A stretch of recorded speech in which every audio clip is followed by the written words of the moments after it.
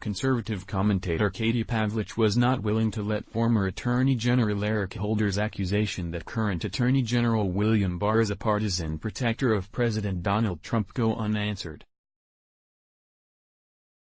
Holder, who served over 6 years as the Department of Justice head under President Barack Obama, tweeted on Wednesday, "The conduct of AG Barr over the last few weeks and in the hearing today has been shown to be unacceptable. Thought he was an institutionalist, committed to both the rule of law and his role as the lawyer for the American people. I was very wrong. He is protecting the president."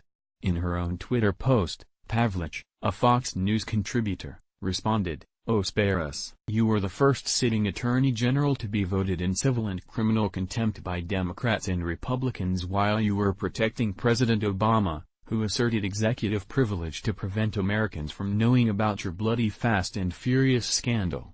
Trending, Dick Morris, how Biden's son got $1.5 billion from China. Oh, spare us. You were the first sitting Attorney General to be voted in civil and criminal contempt by Democrats and Republicans while you were protecting President Obama, who asserted executive privilege to prevent Americans from knowing about your bloody Fast and Furious scandal. https://t.co/ejo0z5w, Katie Pavlich, at Katie Pavlich, May 2, 2019. Politico reported the Republican-controlled House of Representatives voted to find Holder in contempt of Congress in 2012 for his failure to turn over two documents related to the DOJ's Operation Fast and Furious. As part of the operation, which ran from 2009-11, according to CNN, federal agencies allowed illegal weapons sales to take place in order to track buyers and sellers. Fast and Furious came to light when U.S. Border Patrol agent Brian Terry was killed in southern Arizona in 2010 by a Mexican national using an AK-47-style weapon trafficked as part of the operation, Fox News reported.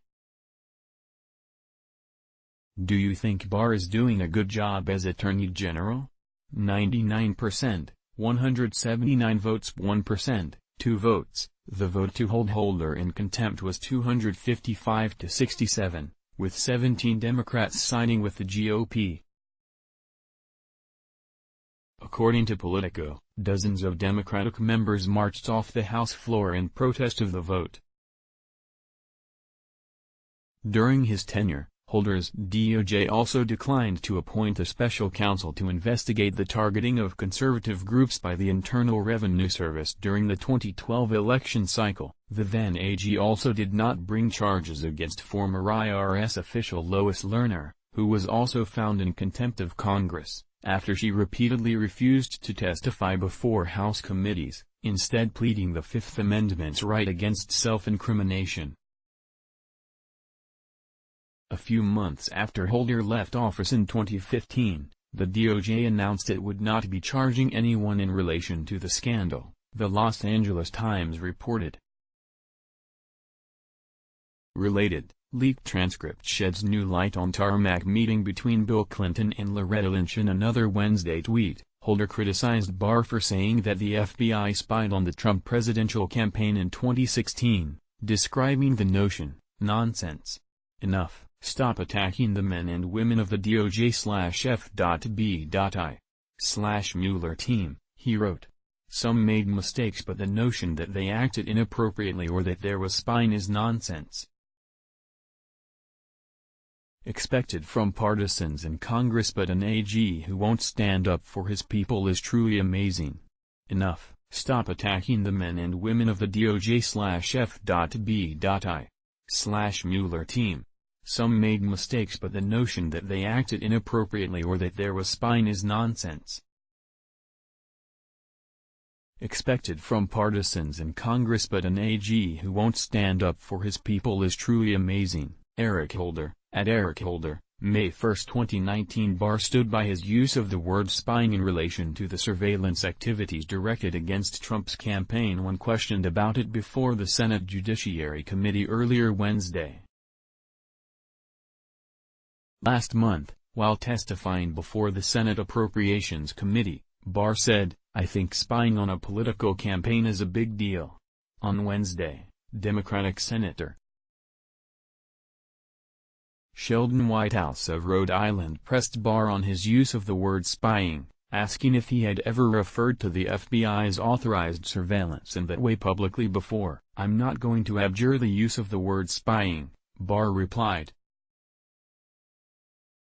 "My first job was in CIA, and I don't think the word spying has any pejorative connotation at all. To me, the question is always whether or not it's authorized and adequately predicated spying. I think spying is a good English word that in fact doesn't have synonyms because it is the broadest word incorporating really all forms of covert intelligence collections. So I'm not going to back off the word spying." The Attorney General went on to reaffirm his commitment to reviewing the circumstances surrounding the launch of the counterintelligence investigation against the Trump campaign in July 2016, dubbed Crossfire Hurricane. The FBI obtained multiple Foreign Intelligence Surveillance Act warrants to surveil Trump campaign advisor Carter Page. The warrants reportedly were secured at least in part through the submission of a dossier compiled by former British intelligence agent Christopher Steele to the FISA court. The Democratic National Committee and the Hillary Clinton campaign funded the dossier through the opposition research firm Fusion GPS. The FBI also reportedly employed at least one informant, Stefan Halper, to make contact with Page, campaign foreign policy advisor George Papadopoulos and campaign consultant Sam Clovis during the 2016 race. During his testimony, Barr suggested to GOP Senator Mike Lee of Utah that surveillance of the Trump campaign might predate Crossfire Hurricane and go beyond the FISA warrant against Page and Halper's involvement. Many people seem to assume that the only intelligence collection that occurred was a single confidential informant and a FISA warrant, Barr said. I'd like to find out whether that is in fact true. It strikes me as a fairly anemic effort if that was the counterintelligence effort designed to stop the threat as it's being represented. The Wall Street Journal editorial board praised Barr's performance to date in a Wednesday editorial titled, "A Real Attorney General."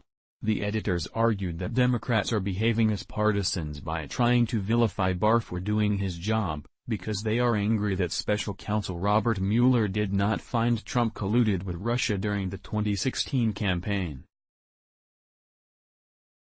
Democrats are also upset that Mr. Barr concluded that Mr. Trump did not obstruct justice regarding the Russia probe, the editorial stated. But in that decision to Mr. Barr was behaving as an attorney general should. Mr. Mueller compiled a factual record but shrank from a prosecutorial judgment. Mr. Barr then stepped up and made the call, however unpopular with Democrats and the press.